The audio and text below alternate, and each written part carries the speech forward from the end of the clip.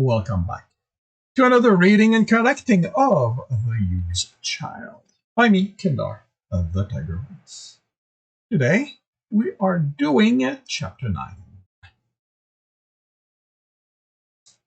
Alex forced himself to move, but he barely not blocked the punch. Okay, what? Alex forced himself to move. There's no comma here, but he barely blocked the punch, and the pain caused his arm. The pain it caused his arm only added to what he was already feeling. Wow, is that coming? The night's sleep and he lolls, and he'll hadn't done much. I don't know if it's me that's off, or if it's the writing that's that clunky. Alex forced himself to move, but he barely blocked the punch, and the pain it caused to his arm only added to what he was already feeling. Yeah, that's a night's sleep and a heal hadn't done much good, as much good as he'd hoped, but he fought through the pain and Tristan avoided his strike easily. 2 more punches on Tristan's part, and Alex was back on the floor, spread across his sleeping mat. He wanted to say something, explain he wasn't healed from the beating Tristan had given him yesterday. He couldn't get his mouth to work, not even open so he could try to speak. Tristan looked down at him, impartial. Whatever calculations were going through the civilian's mind, Alex couldn't see them as he searched in his eyes for any trace of Jack. 15 minutes. Tristan turned and left. Alex got to his feet in spite of the pain. Nothing was broken. He didn't have to check. Tristan wasn't hitting him hard enough to do that, but he just wished he could tell if it was Tristan, not wanting to have to explain his injuries, or because Jack was getting more powerful and holding him back. It had been Jack the previous day. Tristan had been ready to kill Alex, but Jack stopped him. Alex had seen him there in Tristan's eyes. He'd felt Jack being there, doing what he could to save Alex. Thank you, he whispered. He was on the right track. His very presence, their fights, were where he became stronger, helped Jack. He dry swallowed 2 hill-alls and stretched. On time, he was running behind Tristan as they did the circuits around his property. Keeping up was hard. I wish he'd taken painkillers, but he knew those wouldn't have helped. Masking the pain wasn't the solution. He had to learn to endure more of it. Whatever Tristan wanted to inflict, he needed to endure it. Jack. The back he followed was hard, pure muscle. Alex dreamed of the day he'd run his hand through the short, dark brown fur again. He wanted to count the white stars through it. He wanted to hold Jack in his arms. His gaze moved down to that ass, and he smiled. He didn't know when, but he would grab that ass again. When they got home, Alex headed for the shower. The cold water didn't keep him from taking care of how the daydreams he'd had while running had left him. If Tristan had noticed, Alex didn't care. Relieved, clean, and dry, he dropped his dirty clothes in the cleaner, which he'd found at the back of the room, behind more boxes. It was an integral part of the house, filled with more storage, but it was the large sink that had cued him in that this room might have been planned to serve a different purpose. By the time lunch came around, there were no visible signs left of the beating. While the soreness was still there, Alex barely noticed it as they walked to the tavern. And lunch.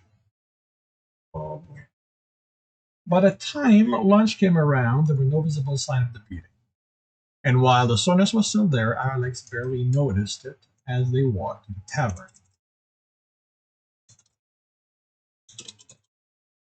Let's go with this. Lunch was the same as the previous one. Jennifer came and talked with him, blushed when she looked at Tristan. Alex considered asking what it was about, but didn't care enough. It was about Tristan and Jack. Well, once lunch was over, Tristan headed to one of the stores and set up directly home. Alex didn't accompany him inside. He had no desire to watch Tristan tech. On the other side of the store, between that building and the farm product seller, he found someone working on a hover.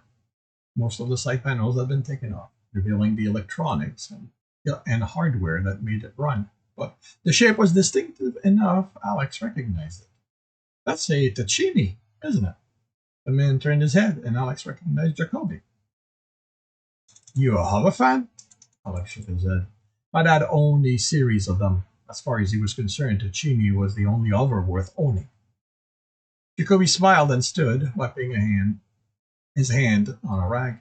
A man of good taste. A series of them? Which one? The VGD series, but just one at a time. He wasn't that rich. That's the family line. I have 2 brothers and 3 sisters. Something like this would fit all of them. Jacoby leaned against the side. I expect not. You got a support. You got a sportier model when you all moved out. Alex shrugged, walking around the hover, trying to work out what he was feeling about it. We had a falling out when I was 15. Never saw him after that. I'm sorry. Must have been hard. My grandparents took me in. Alex smiled. I think of them as my parents more than my mom and dad. You know what?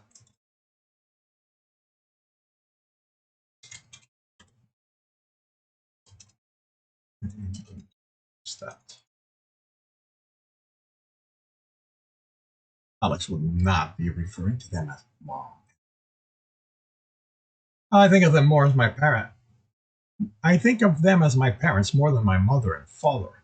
Alex noticed the gun on the seat of the hover, and that Jacoby kept a hand on the hover's side within easy reach. How did they take it when you entered the life? It wasn't really a choice I made to enter it, more circumstances. But you chose not to leave it. I will, once I've done what I have to. Alex indicated the gun. I didn't think a place like this needed you to be armed. Toby picked it up, picked it up and turned it in his hand, smiling fondly. Termy and I go way back. He saved my life more than once. He hasn't left my side since the Battle of Welthorn. Should I know the name? Jacoby grinned. Doubt it. Unless you're one of those battle fanatics that demands to know every detail about every little battle that's happened in the universe. It was probably 100 years ago. Objective. And Welthorn is a small world of no importance to anyone but a handful of corporations. It's where I found Termy, and the first of many times he saved my life. Where does the name come from? It's known many mercs who named their weapons, but he never quite understood why. He'd never become that attached to anything, weapon or otherwise. It's a Dulfic Terminator. At the time, it was the most powerful handgun Dulfic produced. It's still among the top 10, as far as I know. He put it back on the seat. I put it on before I put my pants on in the morning. Put it on before my pants. Put it on before my pants in the morning.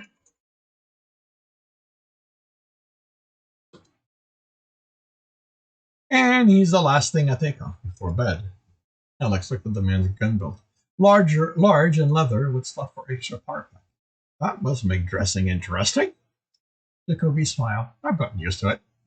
He nodded toward the distant, in Tristan's direction. So, you and Tech. Seems like you two resolved your issues. Alex tried not to sip in. What do you mean? He wouldn't acknowledge he knew you when you arrived. I heard about the thing you pulled, stood by his doorsteps for days, in the rain too. So is my understanding. I'll be honest, I didn't think you were honest when you said he was a friend. I figured that I'd have to chase you off, and that I was wrong. He picked up one of the tool arrayed on the cloth on the ground. Why would I have lied? Kirby gave Alex a rueful grin. You're a merc. When have we ever been known to be entirely honest? I don't lie, Alex said in indignation. Then, because it wasn't entirely true, he finally had to add, not if I can help it. And can you help it now? Alex clenched his teeth to avoid responding to the jab with one of his own.